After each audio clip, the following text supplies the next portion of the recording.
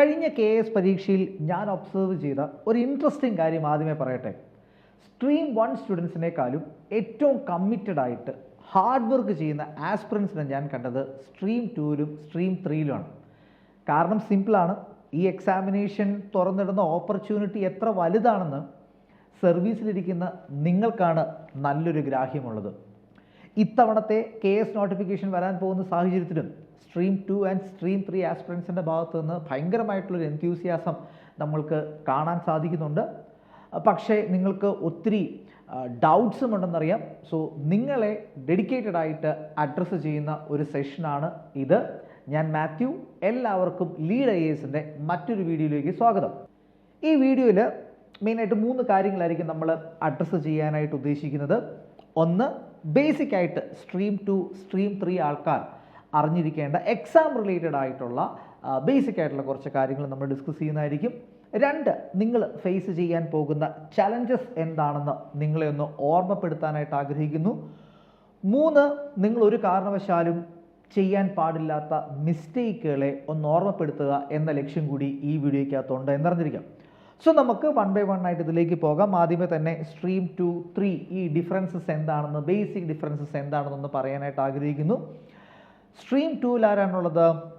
Non gazetted officers എന്നാണ് നമുക്ക് നോട്ടിഫിക്കേഷനിൽ കാണാൻ പറ്റുന്നത്. Non gazetted officers in departments of state government എന്നാണ് പറയുന്നത്. സോ ഇവിടെ തന്നെ നിങ്ങൾ അറിഞ്ഞിരിക്കേണ്ട കാര്യം, ഡിപ്പാർട്ട്മെൻറ്റ്സ് മാത്രമേ ഉള്ളൂ. 2 സ്റ്റേറ്റ് ഗവൺമെൻറ് ഓഫീസേഴ്സിന് മാത്രമേ ഇത് ബാധകത്തുള്ളൂ. സെൻട്രൽ ഗവൺമെൻറ് എംപ്ലോയീസിന് ഒരു രീതിക്കുള്ള ആനുകൂല്യങ്ങളും സ്ട്രീം 2ലോ സ്ട്രീം 3ലോ കിട്ടത്തില്ല എന്ന് അറിഞ്ഞിരിക്കാം. 2, പ്രൊബേഷൻ ഡിക്ലെയർഡ് ആയിട്ടുള്ള സർവീസിൽ കയറി 2 കൊല്ലം കഴിഞ്ഞെന്ന് വിചാരിച്ച് നിങ്ങൾക്ക് ഈ എക്സാമിനേഷൻ അറ്റംപ്റ്റ് ചെയ്യാൻ പറ്റത്തില്ല. PSC നിങ്ങളുടെ പ്രൊബേഷൻ ഡിക്ലെയർ ചെയ്തിരിക്കണം. That is a must.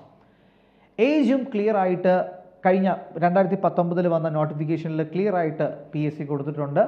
21 തൊട്ട് 40 വയസ്സ് വരെ.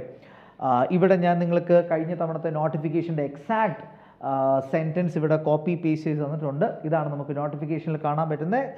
They should be born in between 0201 1979 and 1998.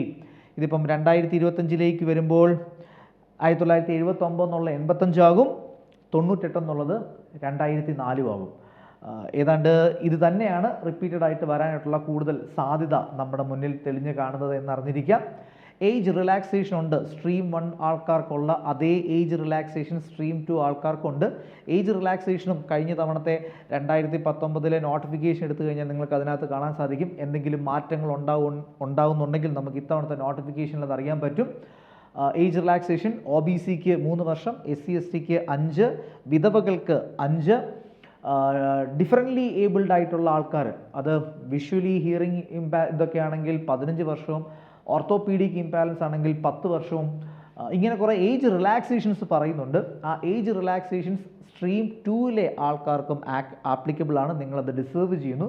പക്ഷേ PSC ഒരു കാര്യം കൂടി പ്രത്യേകം എടുത്ത് പറഞ്ഞു, എന്ത് വന്നാലും ഏജ് ഷുഡ് നോട്ട് ക്രോസ് 50. 50 വയസ്സിന് മുകളിൽ ഒരിക്കലും പ്രായം കൂടാൻ പാടില്ല എന്നും, നോട്ടിഫിക്കേഷൻ വരുന്ന ടൈമിൽ 50 വയസ്സിന് മുകളിൽ പ്രായം കൂടാൻ പാടില്ല എന്നും PSC പ്രത്യേകമായിട്ട് പറഞ്ഞു.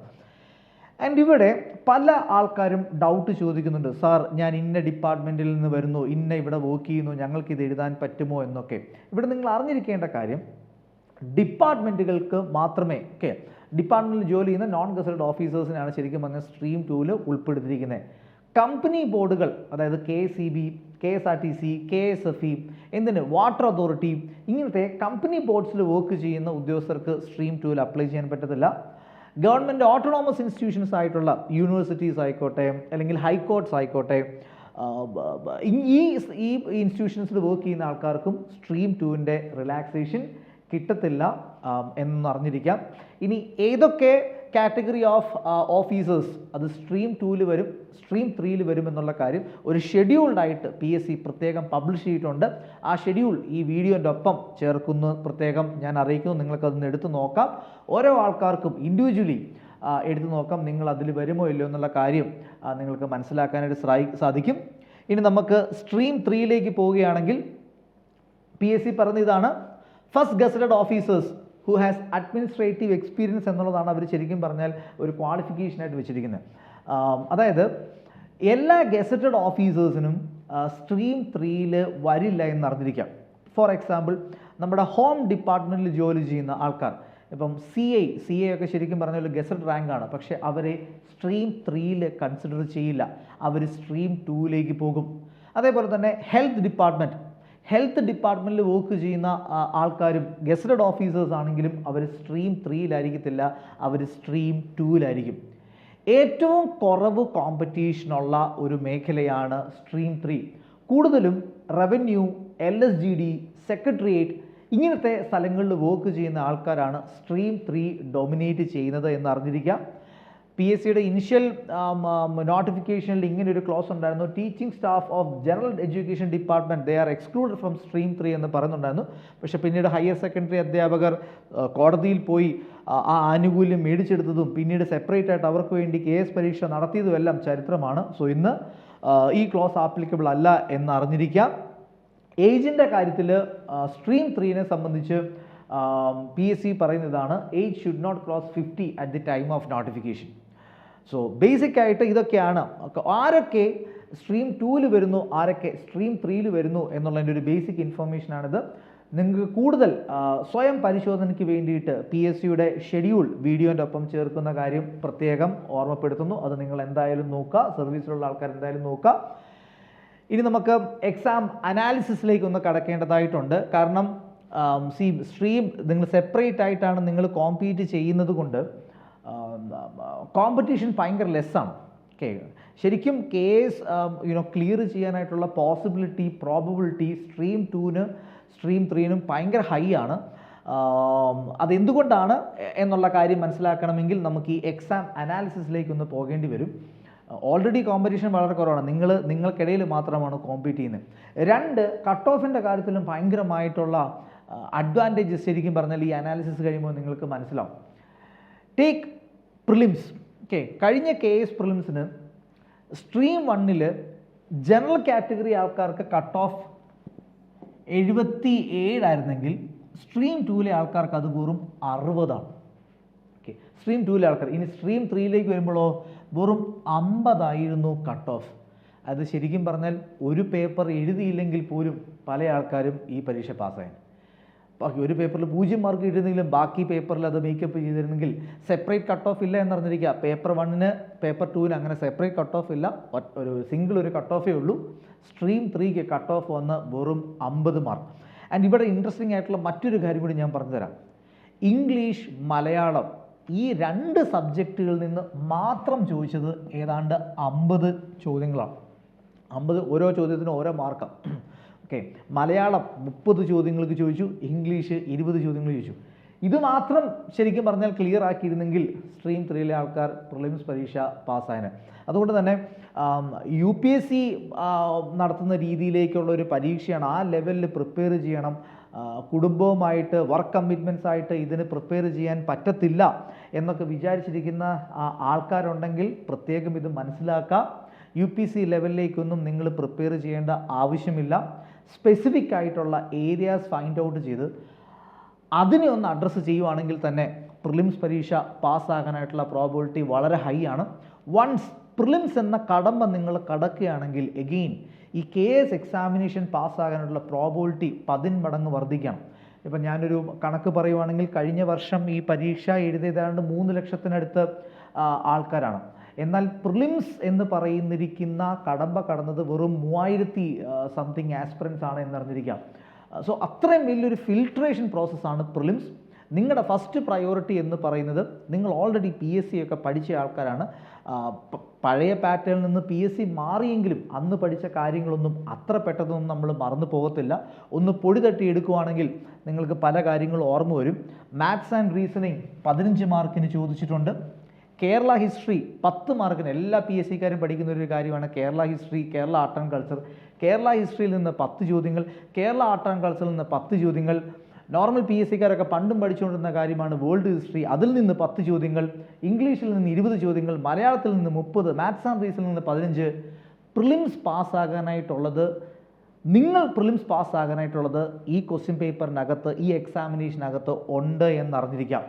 3 മാസം നമുക്ക് സമയമുണ്ട്. ഡെഡിക്കേറ്റഡ് ആയിട്ട് എന്താ പറയുന്നത്, പിൻ പോയിന്റ് ചെയ്ത് ഇമ്പോർട്ടൻറ്റ് ഏരിയാസിനെ അഡ്രസ്സ് ചെയ്യുവാണെങ്കിൽ ഇത് ക്ലിയർ ആകുന്നത് ഭയങ്കര സിമ്പിളാണ്.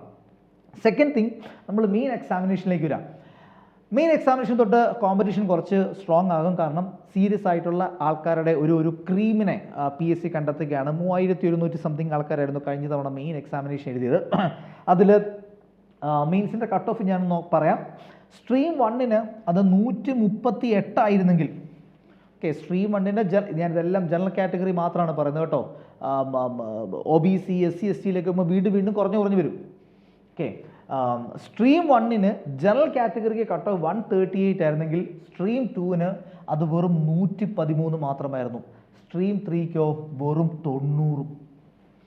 എഗെയിൻ സ്ട്രീം 3-കാരുടെ കാര്യം കണ്ടോ, ഒരു പേപ്പർ മൊത്തത്തിൽ വിട്ടിരുന്നെങ്കിലും ഇവർ ചിലപ്പോൾ 90 മാർക്ക് അടിച്ചേനെ. ഓക്കെ, സോ കോമ്പറ്റീഷൻ വളരെ കുറവാണ്. ആൻഡ് മെയിൻസിനെ പറ്റിയിട്ട് നിങ്ങൾ ഇപ്പോഴേ പേടിക്കുകയൊന്നും വേണ്ട. ഈവൻ ദോ അത് റിട്ടൺ എക്സാമിനേഷൻ ആണെങ്കിൽ നിങ്ങൾ പേടിക്കുകയൊന്നും വേണ്ട. 3 മാർക്കിൻ്റെയും 5 മാർക്കിൻ്റെയും ചോദ്യങ്ങളാണ് ചോദിക്കുന്നത്. കൂടിപ്പോയി കഴിഞ്ഞാൽ ഒരു അര പേജ് കഷ്ടി നമുക്ക് എഴുതാനായിട്ട് കാണും. 4 or 5 നല്ല പോയിൻറ്റ്സ് എഴുതാനായിട്ടുള്ള സമയവും ലക്ഷറിയും മാത്രമേ നമുക്ക് കാണത്തുള്ളൂ. സോ എല്ലാ ഇമ്പോർട്ടൻ്റ് ആയിട്ടുള്ള കാര്യങ്ങളെ പറ്റിയിട്ടും ക്യാപ്സ്യൂൾ മോഡലിൽ ഒരു 4 or 5 പോയിൻ്റ് പഠിച്ചു വെക്കുക, അത് എക്സാമിനേഷന് പ്രൊഡ്യൂസ് ചെയ്യുക. അതിനപ്പുറത്തേക്ക് മെയിൻ എക്സാമിനേഷൻ നമുക്ക് പ്രത്യേകിച്ചൊന്നും ചെയ്യാനായിട്ടില്ല. ആ ലെവലിലേക്കുള്ള കോച്ചിങ് നിങ്ങൾക്ക് ആവശ്യമാണെങ്കിൽ നിങ്ങൾക്ക് ലീഡ് IAS-നെ ഉറപ്പായിട്ടും അപ്രോച്ച് ചെയ്യാവുന്നതാണ്. ഇനി അഡ്വൈസിൻ്റെ കേസ് എടുക്കുകയാണെങ്കിൽ ഏതാണ്ട് 35ഓളം ആൾക്കാർക്ക് സ്ട്രീം 2-ൽ നിന്ന് അഡ്വൈസ് പോയി. സ്ട്രീം 1-ൽ നിന്ന് 37 അഡ്വൈസ് പോയി. സ്ട്രീം 2-ൽ നിന്ന് 35, സ്ട്രീം 3-ൽ നിന്ന് 36. സോ ശരിക്കും കോമ്പറ്റീഷൻ റിയൽ ഭയങ്കരമായിട്ടുള്ളൊരു എക്സസീവ് കോമ്പറ്റീഷൻ ഫേസ് ചെയ്യുന്ന സ്ട്രീം 1-ലെ ആൾക്കാരാണ്. നിങ്ങൾക്ക് കോമ്പറ്റീഷനും കുറവാണ്. നിങ്ങളിത് ക്ലിയർ ചെയ്യാനുള്ള പ്രോബിലിറ്റി ഭയങ്കര ഹൈ ആണ്. സോ പ്ലീസ് ബി മോട്ടിവേറ്റഡ് എന്നാണ് എനിക്ക് ഈ സമയത്ത് നിങ്ങളോട് സൂചിപ്പിക്കാനായിട്ടുള്ളത്. ഇൻ്റർവ്യൂവിൻ്റെ കാര്യം കൂടി നമുക്ക് ജസ്റ്റ് ഒന്ന് നോക്കി പോകേണ്ടതായിട്ടുണ്ട്. കാരണം ഇൻ്റർവ്യൂവിന് നിങ്ങൾക്ക് നല്ല മാറ്റങ്ങൾ നന്നായിട്ട് പെർഫോം ചെയ്യാൻ പറ്റുവാണെങ്കിൽ ഓക്കെ, റാങ്കിൽ അത്യാവശ്യം നല്ല മാറ്റങ്ങൾ വരുത്താനായിട്ട് സാധിക്കും. അത് നമ്മുടെ ഈ SI പരീക്ഷയ്ക്ക് വരെ ഞാനിത് കണ്ടിട്ടുണ്ട്. കാരണം SI പരീക്ഷയ്ക്കൊക്കെ 20-ലാണ് ഇൻ്റർവ്യൂവിൻ്റെ മാർക്ക്. 11ഉം 13ഉം തമ്മിൽ ആ 2 മാർക്കിന് തന്നെ എത്ര റാങ്ക് മാറിപ്പോകുന്നുള്ള കാര്യം നിങ്ങൾക്കറിയാം. ആൻഡ് KSNT ഇൻ്റർവ്യൂ 20-ലല്ല 50-ലാണ്. So if you can perform well, okay, നല്ല രീതിക്ക് റാങ്ക് മാറ്റം കൊണ്ടുവരാൻ വേണ്ടിയിട്ട് സാധിക്കും. കഴിഞ്ഞ തവണ മാക്സിമം മാർക്ക് ഇൻ്റർവ്യൂവിന് കിട്ടിയിരിക്കുന്ന മാക്സിമം മാർക്ക് എന്ന് പറഞ്ഞാൽ 35ആണ്. ഓക്കെ, സോ ആ ലെവലിലേക്ക് വരികയാണെങ്കിൽ നിങ്ങൾക്ക് ഈവൻ ദോ മെയിൻസിനൊരു അല്പം മാർക്ക് കുറയുവാണെങ്കിലും നിങ്ങൾക്ക് കൂടുതൽ റാങ്കിൽ വ്യത്യാസം കൊണ്ടുവരാൻ വേണ്ടിയിട്ട് സാധിക്കും. ആൻഡ് കഴിഞ്ഞ തവണത്തെ മാക്സിമം ആൻഡ് മിനിമം മാർക്കും കൂടി ഞാൻ ജസ്റ്റ് ഒന്ന് തരാം നിങ്ങൾക്കൊരു ക്ലാരിറ്റിക്ക് വേണ്ടിയിട്ട്. സ്ട്രീം 2-ൽ ഓക്കെ ടോപ്പ് റാങ്ക് വന്നയാളുടെ മാർക്ക് ഓൾമോസ്റ്റ് 180 ആയിരുന്നു. അതായത് 350-ൽ ഓക്കെ 300-ലാണ് മെയിൻ എക്സാമിനേഷൻ. 3 പേപ്പറായിട്ടാണ് 100 മാർക്കുള്ള 3 പേപ്പർ റിട്ടൺ എക്സാമിനേഷൻ. അതിൻ്റെ കൂടെ 50 മാർക്ക് ഇൻ്റർവ്യൂ, രണ്ടും കൂടി ക്ലബ് ചെയ്ത് 350-ൽ ഏതാണ്ട് 180 മാർക്കാണ് ഫസ്റ്റ് റാങ്ക് സ്ട്രീം 2-ലെ ആൾ ചെയ്തത്. ലാസ്റ്റ് റാങ്ക് ലാസ്റ്റ് അഡ്വൈസ് പോയിട്ടുള്ള ആളുടെ മാർക്ക് എന്ന് പറഞ്ഞാൽ ഓൾമോസ്റ്റ് 141 ആയിരുന്നു. അത് 50%. ഇത് ജനറൽ കാറ്റഗറിയാണ് പറഞ്ഞത്. ഓക്കെ, പിന്നെ 151.25 ആയിരുന്നു സ്ട്രീം 3-ൽ. ദാറ്റ് വാസ് അടുത്തത് 115.5. ഇങ്ങനത്തെ അഡ്വാൻറ്റേജ് സ്ട്രീം 2 ആൻഡ് സ്ട്രീം 3-ന് ഉണ്ട് എന്നറിഞ്ഞിരിക്കുക. ഓക്കെ, അപ്പം അഡ്വാൻറ്റേജസിൻ്റെ ആ ഭാഗങ്ങളൊക്കെ നിങ്ങൾക്ക് ചെറിയൊരു ഐഡിയ ആയി. ഇതിൻ്റെ എക്സാമിനേഷൻ്റെ ഫീച്ചേഴ്സ്, ബേസിക് ഫീച്ചേഴ്സ് എന്താ നിങ്ങൾക്ക് മനസ്സിലായി എന്ന് ഞാൻ വിശ്വസിക്കുന്നു. അതുകൊണ്ട് തന്നെ നിങ്ങൾ ഫേസ് ചെയ്യാൻ പോകുന്ന കുറച്ച് ചലഞ്ചസും കൂടി നമുക്കിവിടെ ഒന്ന് അഡ്രസ്സ് ചെയ്ത് പോകാം. കാരണം ചലഞ്ചസ് മനസ്സിലായെങ്കിൽ മാത്രമേ സൊല്യൂഷൻസിലേക്ക് വരാൻ പറ്റത്തുള്ളൂ. നമ്മൾ ലക്ഷ്യം വെക്കുന്നതാണ്. വിന്നേഴ്സിൻ്റെ ഒരു പ്രത്യേകത എന്ന് വെച്ച് കഴിഞ്ഞാൽ they know how to get things done.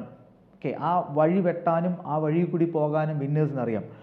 പക്ഷേ എല്ലാ ആൾക്കാർക്കും റൈറ്റ് സൊല്യൂഷൻ മേക്ക് ചെയ്യാനായിട്ടുള്ളൊരു കപ്പാസിറ്റി ഇല്ല. പക്ഷേ ചലഞ്ചസ് എന്താണെന്ന് മനസ്സിലായാൽ ആർക്കും ഒരു റൈറ്റ് സൊല്യൂഷനിലേക്ക് വരാൻ പറ്റുമെന്നൊരു വിശ്വാസമുള്ളതുകൊണ്ടാണ് നമ്മളിത് ഡിസ്കസ് ചെയ്യുന്നത്. നിങ്ങൾ പ്രധാനമായിട്ടും ഫേസ് ചെയ്യാൻ പോകുന്ന 3 ചലഞ്ചസ് ആയിരിക്കും. ഒന്ന്, നിങ്ങൾ പഠിത്തം നിർത്തിയത് വർഷങ്ങളായി. ഓക്കെ, ഇത് പല ആൾക്കാരുടെയും ഒരു കോൺഫിഡൻസ് ലെവലിനെ ഭയങ്കരമായിട്ട് താഴ്ത്തുന്നുണ്ട് എന്ന് എനിക്കറിയാം. പക്ഷേ അറിഞ്ഞിരിക്കേണ്ട കാര്യം, നിങ്ങൾ ഈ പ്രശ്നം ഫേസ് ചെയ്യുന്നുണ്ടെങ്കിൽ സർവീസിലുള്ള 95% ആൾക്കാരും ഇത് ഫേസ് ചെയ്യുന്നുണ്ട്. സോ ഇതൊരു കോമൺ ഒരു പ്രശ്നമാണ്, ആർക്കും പ്രത്യേകിച്ച് ഒരു അഡ്വാൻറ്റേജ് ഒന്നുമില്ല എന്ന് അറിഞ്ഞിരിക്കാം. രണ്ട്, നമ്മളങ്ങനെ പണ്ട് പഠിച്ച കാര്യങ്ങൾ അങ്ങനെ പെട്ടെന്നൊന്നും മറന്നൊന്നും പോകത്തൊന്നുമില്ല. ഒന്ന് പൊടി തട്ടിയെടുക്കുകയാണെങ്കിൽ പല കാര്യങ്ങളും നിങ്ങൾക്ക് റിവീൽഡായി വരുന്നത് അത് നിങ്ങൾ തന്നെ എക്സ്പീരിയൻസ് ചെയ്യും. ട്രസ്റ്റ് മീ, നമ്മുടെ ഹ്യൂമൻ ബ്രെയിനിൻ്റെ കപ്പാസിറ്റി നിങ്ങൾ ഒരിക്കലും അണ്ടർ എസ്റ്റിമേറ്റ് ചെയ്യേണ്ട. രണ്ട്, നിങ്ങളുടെ ഏറ്റവും വലിയ പ്രശ്നം എന്ന് പറഞ്ഞാൽ ടൈം മാനേജ്മെൻ്റ് ആയിരിക്കും. കാരണം നിങ്ങൾക്ക് വർക്കിൻ്റെ കമ്മിറ്റ്മെൻ്റ് ഉണ്ട്, ഫാമിലി കമ്മിറ്റ്മെൻ്റ് ഉള്ള ആൾക്കാരുണ്ട്. ഇതിനിടയ്ക്ക് എങ്ങനെ ടൈം മാനേജ് ചെയ്യുന്നത് നിങ്ങൾക്ക് വലിയൊരു ചലഞ്ചായിരിക്കും. ടൈം മാനേജ്മെൻറ്റിനെ പറ്റിയിട്ട് സെപ്പറേറ്റ് ആയിട്ട് തന്നെ ഒരു വീഡിയോ ചിലപ്പോൾ ഞാൻ ചെയ്യുന്നതായിരിക്കും, അത് അത്യാവശ്യമാണെന്ന് തോന്നുന്നു. ഇതിൻ്റെ കൂടെ വേണമെങ്കിൽ കുറച്ച് കാര്യങ്ങൾ പറഞ്ഞു പോകാം. ഇവിടെ നിങ്ങൾ പ്രത്യേകം ശ്രദ്ധിക്കേണ്ട ഒരു കാര്യം, ടെലിഗ്രാം, യൂട്യൂബ് പോലത്തെ ഓപ്പൺ സോഴ്സസിനെ നിങ്ങൾ പ്രിപ്പറേഷന് വേണ്ടിയിട്ട് ആശ്രയിക്കാണ്ടിരിക്കുക എന്നുള്ളതാണ്.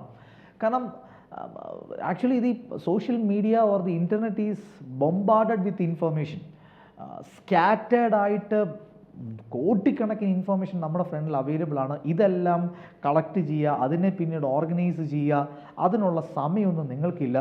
സോ ഓപ്പൺ സോഴ്സസിനെ മാക്സിമം നിങ്ങൾ റിലേ ചെയ്യാണ്ടിരിക്കുക.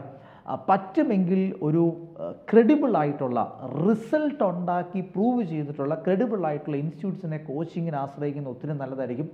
അവർക്ക് കറക്റ്റായിട്ട് എന്താ പറയുക, നമുക്ക് ഈ ഡ്രിപ്പ് ഇറിഗേഷൻ പോലെ കറക്റ്റായിട്ട് ഓക്കെ പൊളിറ്റിക്ക് ഇന്ന കാര്യങ്ങൾ പഠിച്ചാൽ മതി, ഹിസ്റ്ററിക്ക് ഇന്ന കാര്യങ്ങൾ പഠിച്ചാൽ മതി, അത്രയും മൈന്യൂട്ടായിട്ട് കാര്യങ്ങൾ ഇതൊക്കെയാണ് ഇമ്പോർട്ടൻ്റ് ഏരിയാസ്, അത് മാത്രം പഠിക്കുക, ഇത് നമ്മൾ ക്ലാസ്സിൽ കവർ ചെയ്യും, ബാക്കി കാര്യങ്ങൾ നമ്മൾ ടെസ്റ്റുകളിൽ കവർ ചെയ്യും.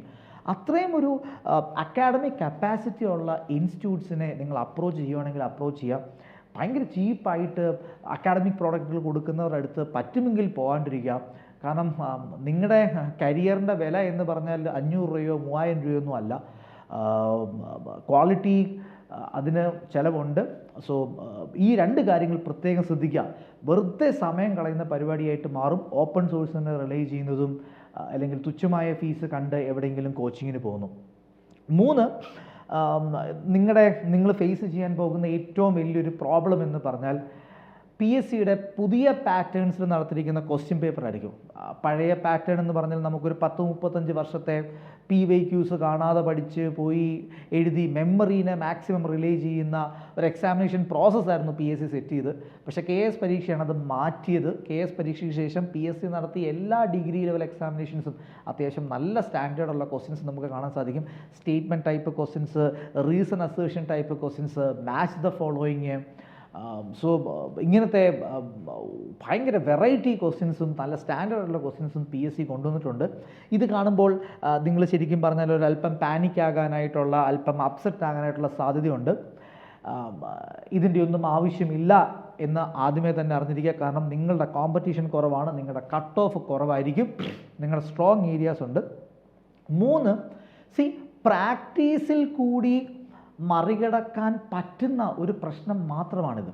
ഓക്കെ, സോ ക്വാളിറ്റി ടെസ്റ്റുകൾ, പ്രാക്ടീസ് ടെസ്റ്റുകൾ അറ്റൻഡ് ചെയ്യാം. ഓക്കെ, അപ്പോൾ നമ്മുടെ ബ്രെയിനിനെ വർക്ക് ചെയ്യിക്കുന്ന നല്ല ക്വാളിറ്റി ടെസ്റ്റുകൾ നമ്മൾ എടുക്കുകയാണെങ്കിൽ we will get familiar to these types of patterns. Again അതിനും നിങ്ങൾക്ക് അങ്ങനത്തെ നല്ല ടെസ്റ്റുകൾ കിട്ടാനായിട്ടുള്ള ബുദ്ധിമുട്ടുണ്ടെങ്കിൽ പ്ലീസ് കോൺടാക്ട് ലീഡ് IAS. നമ്മൾ UPSC സിവിൽ സർവീസ് മേഖലയിൽ തന്നെ കേരളത്തിലെ ടോപ്പ് ഇൻസ്റ്റിറ്റ്യൂട്ടായിട്ട് വളരെ ചുരുങ്ങിയ കാലം കൊണ്ട് മാറിയിരിക്കുന്ന ഒരു സ്ഥാപനമാണ്. കഴിഞ്ഞ KS പരീക്ഷയ്ക്കും നമ്മുടെ ഈ സ്ട്രാറ്റജി വർക്ക് ചെയ്തിരുന്നു. വെൽ ക്യൂറേറ്റഡ് ആയിട്ടുള്ള ക്ലാസ്സുകൾ, കറക്റ്റ് ഏരിയയിൽ നിന്നുള്ള പ്രാക്ടീസ് ടെസ്റ്റുകൾ, മെൻറ്റർഷിപ്പ്, ഇതെല്ലാം കൊടുത്ത് അത്യുഗ്രം നല്ല ഏറ്റവും ക്രെഡിബിൾ റിസൾട്ട് ഉണ്ടാക്കിയ സ്ഥാപനമാണ് ലീഡ് IAS. സ്ട്രീം 1 തന്നെ ആദ്യത്തെ 10 7 പേരും ലീഡിൽ നിന്ന് വന്ന സ്റ്റുഡൻസ് ആയിരുന്നു. സ്ട്രീം 3 റാങ്ക് ഹോൾഡർ നമ്പർ 1 ലീഡിൻ്റെ സ്റ്റുഡൻ്റാണ്. സോ നിങ്ങൾക്ക് വട്ട് യു ക്യാൻ സേ, ഇതൊക്കെയാണ് നിങ്ങളുടെ ചലഞ്ചസ് എന്നുണ്ടെങ്കിൽ നിങ്ങളെ ഹെൽപ്പ് ചെയ്യാൻ ലീഡ് IAS ഉണ്ടാകും. ഇത്തവണത്തെ KS എക്സാമിനേഷനും കൂടി അറിഞ്ഞിരിക്കുക. 4, നിങ്ങൾ പ്രിപ്പറേഷനിലേക്ക് ഇറങ്ങാൻ പോകുമ്പോൾ മാർച്ച് 7 നോട്ടിഫിക്കേഷൻ വരും. ശരിക്കും പറഞ്ഞാൽ എൻ്റെ ഈ വീഡിയോ കേൾക്കുന്ന ആ നിമിഷം തൊട്ട് നിങ്ങൾ പ്രിപ്പറേഷൻ സ്റ്റാർട്ട് ചെയ്യണമെന്ന് ഞാൻ പറയും. ആൻഡ് പ്രിപ്പറേഷനിലേക്ക് ഇറങ്ങുമ്പോൾ ഭയങ്കര കോൺഫിഡൻസോടുകൂടി, ഭയങ്കര പോസിറ്റിവിറ്റിയോടുകൂടി ഇറങ്ങാം. അതിന് ഞാൻ നിങ്ങളെ കുറച്ച് കാര്യങ്ങൾ വീണ്ടും ഓർമ്മിപ്പിക്കുന്നു. കോമ്പറ്റീഷൻ കുറവാണ്, you have A chance. Cut off കുറവാണ്, നിങ്ങൾക്കിത് പോസിബിളാണ്. 3, പ്രിലിംസ് ആയിരിക്കണം നമ്മുടെ ഫസ്റ്റ് ഫോക്കസ്. പ്രിലിംസ് കടന്ന് ജൂൺ 14 പ്രിലിംസ് കഴിഞ്ഞാൽ ഒക്ടോബർ 17 മെയിൻസ്. എഗെയിൻ നമുക്കൊരു 3 മാസത്തെ ടൈം ഉണ്ടാവും. പ്രിലിംസിന് പഠിച്ച കാര്യങ്ങളൊന്നും തന്നെ വെറുതെ ആകത്തില്ല. കാരണം പ്രിലിംസ് സിലബസിൽ നിന്ന് ഇംഗ്ലീഷ്, മലയാളം, മാത്സ്, റീസണിങ് എടുത്തു കളഞ്ഞാൽ അത് തന്നെയാണ് മെയിൻസിൻ്റെ സിലബസും. സോ പ്രിലിംസിന് പഠിക്കുന്ന കാര്യങ്ങളെല്ലാം തന്നെ നിങ്ങൾക്ക് മെയിൻസിന് ഉപയോഗിക്കാൻ പറ്റും. പക്ഷേ ഒരല്പം പാറ്റേണിൽ, സ്റ്റഡിങ് പാറ്റേണിൽ ഒരു മാറ്റം കൊണ്ടുവരണം. റിട്ടൺ സ്കിൽസ് നമുക്ക് ഇമ്പ്രൂവ് ചെയ്യാനായിട്ടുണ്ട്. അതിനാവശ്യമായിട്ടുള്ള പോയിന്റുകൾ, ക്യാപ്സ്യൂൾ പോലത്തെ പോയിന്റുകൾ നമുക്ക് കളക്ട് ചെയ്യേണ്ടതായിട്ടുണ്ട്. അതുമായിട്ടൊന്ന് യൂസ്ഡ് ആകേണ്ടതായിട്ടുണ്ട്. അതിന് 3 മാസം ധാരാളം. എഗെയിൻ പ്രോബിലിറ്റിയും കൂടുതലാണ്. വൺസ് നിങ്ങൾ പ്രിലിംസ് ക്ലിയർ ചെയ്ത് കഴിഞ്ഞാൽ 1/5 ആയിട്ട് ഇത് ഈ എക്സാമിനേഷൻ ക്ലിയർ ചെയ്യാനായിട്ടുള്ള, മെയിൻസ് ക്ലിയർ ചെയ്യാനായിട്ടുള്ളതല്ല, ഈ എക്സാമിനേഷൻ തന്നെ ക്ലിയർ ആയിട്ടുള്ള പ്രോബിലിറ്റി ഭയങ്കരമായിട്ട് കൂടുന്നു എന്ന് അറിഞ്ഞിരിക്കുക. So command in Malayalam and English പണ്ട് നിങ്ങൾ അത്യാവശ്യം നന്നായിട്ട് പഠിച്ച കാര്യങ്ങളാണ്. അത് നമുക്കിവിടെ മാക്സിമം ഉപയോഗിക്കാൻ പറ്റും. 4, നിങ്ങൾ ഓൾറെഡി സർവീസിലിരിക്കുന്നതായതുകൊണ്ട് തന്നെ പബ്ലിക് അഡ്മിനിസ്ട്രേഷൻ അല്ലെങ്കിൽ ഗവേണൻസ്, ഈ കാര്യങ്ങൾ നിങ്ങൾക്ക് അത്യാവശ്യം നല്ല real time experience and exposure ഉണ്ട്. പബ്ലിക് അഡ്മിനിസ്ട്രേഷൻ എന്ന് കഴിഞ്ഞ തവണ വന്നിരിക്കുന്ന 7 ചോദ്യങ്ങളാണ്. ഇനി ആ ചോദ്യങ്ങളെന്ന് വന്നിരിക്കുന്ന ആംഗിൾ വിട്. ഇക്കോണമിയിൽ നിന്ന് വരുന്നത്, കേരള ഇക്കോണമിയിൽ നിന്ന് വരുന്നത്, കറണ്ട് അഫയേഴ്സ് ആയിട്ട് വരുന്ന ഗവൺമെൻറ് സ്കീംസ്, ഇങ്ങനത്തെ ഒത്തിരി ചോദ്യങ്ങൾ, ഏറ്റവും കുറഞ്ഞൊരു 14 ചോദ്യങ്ങൾ. ഇതിൽ അത്യാവശ്യം നല്ലൊരു റിയൽ ടൈം എക്സ്പീരിയൻസ് ഉള്ള ആൾക്ക് ഭയങ്കര സിമ്പിളായിട്ട് എഴുതാൻ പറ്റും. ഇത് ഒരു കാരണവശാലും സ്ട്രീം 1 സ്റ്റുഡൻസിന് ഉണ്ടാകത്തില്ല. സോ ഡിപ്പാർട്ട്മെൻറ്റിൽ, ഗവൺമെൻറ് ഡിപ്പാർട്ട്മെൻറ്റ്സിൽ ജോലി ചെയ്യുന്ന ആൾക്കാരെന്ന നിലയ്ക്ക് നിങ്ങളുടെ ഈ അവയർനെസ്സും നിങ്ങൾക്ക് ശരിക്കും എക്സാമിനേഷന് പോസിറ്റീവാക്കി മാറ്റാൻ പറ്റുമെന്ന് ഞാൻ വിശ്വസിക്കുന്നു. സോ ലീഡിൻ്റെ പ്രോഗ്രാമിനെ പറ്റിയിട്ടും കുറച്ച് കാര്യങ്ങൾ പറയാൻ വേണ്ടി ആഗ്രഹിക്കുന്നു. സ്ട്രീം 2 ആൻഡ് സ്ട്രീം 3 ആൾക്കാരെ പ്രത്യേകിച്ച് കൺസിഡർ ചെയ്തിട്ടാണ് നമ്മുടെ പ്രോഗ്രാംസ് എല്ലാം തന്നെ ഡിവൈസ് ചെയ്തിരിക്കുന്നത്. 90 ദിവസത്തെ ക്ലാസ്സുകളുണ്ടായിരിക്കും. നമ്മൾ ഫോക്കസ് ചെയ്യുന്ന കോർ ആയിട്ടുള്ള 120 അല്ലെങ്കിൽ 125 ടോപ്പിക്സ് ആയിരിക്കും. അത് മാത്രം ഫോക്കസ് ചെയ്ത് പ്രിലിംസിനെ നിങ്ങൾ എക്യുപ്ഡ് ആക്കുക എന്നുള്ളതാണ് നമ്മുടെ ലക്ഷ്യം. പ്രാക്ടീസ് ടെസ്റ്റുകൾ ഭയങ്കര ഇമ്പോർട്ടൻ്റ് ആണ്. ക്ലാസ് തുടങ്ങി 7 ദിവസം കഴിയുമ്പോൾ ആദ്യത്തെ ടെസ്റ്റ് സ്റ്റാർട്ട് ചെയ്യുമെന്ന് പ്രത്യേകം അറിഞ്ഞിരിക്കുക. 15 ടെസ്റ്റുകൾ നിങ്ങൾക്കുണ്ടായിരിക്കും. അതിൽ 2 എണ്ണം ഫുൾ ടെസ്റ്റുകളായിരിക്കും. ജൂൺ 7, ജൂൺ 9 ആയിരിക്കും ഫുൾ ടെസ്റ്റുകളുടെ ഡേറ്റ്. ഇപ്പോഴേ എല്ലാം തന്നെ വെൽ പ്ലാൻഡ് ആണ്. സ്ട്രീം 2 ആൻഡ് സ്ട്രീം 3 ആൾക്കാർക്ക് വേണ്ടിയിട്ട് 1-on-1 മെൻറ്റർഷിപ്പും നമ്മൾ ഒരുക്കിയിട്ടുണ്ട്. നമ്മുടെ മെൻറ്റർഷിപ്പിൻ്റെ പ്രത്യേകത, ഓഫീസ് ടൈമിൽ നിങ്ങൾക്ക് ഫോൺ വിളിക്കാനായിട്ട് ഒരു നമ്പർ അവൈലബിൾ ആയിരിക്കും. കൂടാതെ വീക്കിലി ഒരു 1-on-1 സെഷൻ, അത് ഓൺലൈനായിട്ട് ഒരു 1-on-1 സെഷൻ നിങ്ങളും മെൻറ്ററും തമ്മിൽ ഇരിക്കുന്ന ഒരു സെഷനും ഉണ്ടായിരിക്കും. ശരിക്കും മെൻറ്റർഷിപ്പ് നിങ്ങൾക്ക് ഭയങ്കര ഇമ്പോർട്ടൻ്റ് ആയിട്ട് വരുമെന്നാണ് ഞങ്ങൾ എക്സ്പെക്റ്റ് ചെയ്യുന്നത്. കാരണം ഒരു സ്ട്രീം 1 ക്ലാസ്സിൽ പലപ്പോഴും എന്താണ്, സ്ട്രീം 1, സ്ട്രീം 2, സ്ട്രീം 3 എല്ലാവരും ഉണ്ടാകും. എഗെയിൻ നമ്മുടെ ക്ലാസ്സസ് ഹൈബ്രിഡ് ക്ലാസ്സസ് ആണ്. നിങ്ങളെ കൺസിഡർ ചെയ്ത് വൈകുന്നേരം 6 തൊട്ട് രാത്രി 8 വരെയാണ് ക്ലാസ് ടൈമിങ്സ്. നിങ്ങളുടെ ഓഫീസ് ടൈം കഴിഞ്ഞ് നിങ്ങൾക്ക് ഓഫ്ലൈനായിട്ട് അറ്റൻഡ് ചെയ്യാൻ പറ്റുവാണെങ്കിൽ ലീഡ് IASൻ്റെ ക്യാമ്പസിൽ വന്നാൽ ക്ലാസ് ഓഫ്ലൈനായിട്ട് അറ്റൻഡ് ചെയ്യാൻ പറ്റും. അതല്ല നിങ്ങൾ ട്രാവൽ ചെയ്യുന്ന ടൈമാണെങ്കിൽ ലൈവായിട്ട് ഓൺലൈനായിട്ട് അത് കേൾക്കാൻ പറ്റും. ഇതേ ക്ലാസ്സിൻ്റെ എല്ലാം തന്നെ റെക്കോർഡഡ് വീഡിയോസും പിറ്റേ ദിവസം തന്നെ നിങ്ങൾക്ക് അവൈലബിൾ ആയിട്ട് കിട്ടും. സോ നിങ്ങളെ കൺസിഡർ ചെയ്തിട്ടാണ് ഇത്രയും കാര്യങ്ങൾ ഈ ലെവലിലേക്ക് നമ്മൾ ഡിസൈൻ ചെയ്തിരിക്കുന്നത് എന്ന് അറിഞ്ഞിരിക്കുക. 1-on-1 മെൻറ്റർഷിപ്പ് ഉണ്ടാകും. സോ ഫൈനലി ഒത്തിരി പ്രതീക്ഷയോടുകൂടി ഗവൺമെൻറ് സർവീസിൽ കയറിയിട്ട് ആ ഒരു റുട്ടീൻ ഭയങ്കരമായിട്ട് ബോറടിപ്പിക്കുന്നുണ്ടെങ്കിൽ ഉറപ്പായിട്ടും നിങ്ങൾ KS എക്സാമിനേഷൻ അപ്പിയർ ചെയ്തിരിക്കണം. ഒരു 10 കൊല്ലം മുമ്പ് സർവീസിൽ കയറിയിരിക്കുന്ന ഒരു ആനുകൂല്യമായിരിക്കും നിങ്ങൾ ഈ എക്സാമിനേഷൻ ക്ലിയർ ചെയ്ത് കഴിഞ്ഞാൽ ഉണ്ടാകാൻ പോകുന്നത്. B motivated. നിങ്ങൾക്ക് വേണ്ട എല്ലാ അക്കാഡമിക് ആൻഡ് മെൻ്റൽ സപ്പോർട്ട് തരാൻ ലീഡ് IAS സജ്ജമാണ്. അപ്പോൾ ഇങ്ങനത്തെ കൂടുതൽ വീഡിയോസുമായിട്ട് വീണ്ടും വരുന്നത് വരെ thank you. Lead IAS, crafted by the toppers.